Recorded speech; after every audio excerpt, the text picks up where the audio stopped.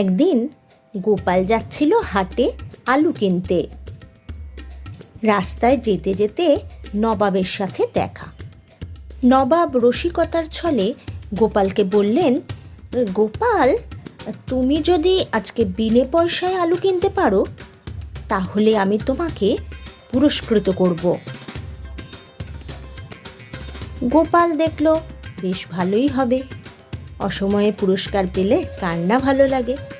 গোপাল নবাবকে বললেন যে, নবাব, তাহলে আমার সাথে আপনি চলুন বাজারে, দেখুন আমি বিনে পয়সায় আলু আনতে পারি কি না। এই বলে গোপাল হাটে গিয়ে এক আলুওয়ালাকে জিজ্ঞেস করলো, আচ্ছা, আমি যদি 5 আলু কিনি তাহলে তুমি আমাকে কটা আলু ফাও দেবে?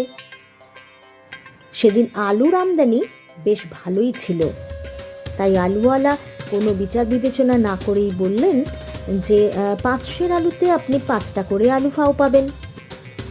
গোপাল তখন হাটে সব আলু ব্যবসায়ীদের কাছে গিয়ে 5টা করে আলু ফাও নিতে লাগলো আর বলতে লাগলো, আজকে আমি ফাওটা নিলাম, পরের দিন এসে সবার থেকে 5 করে আলু কিনে নিয়ে যাব।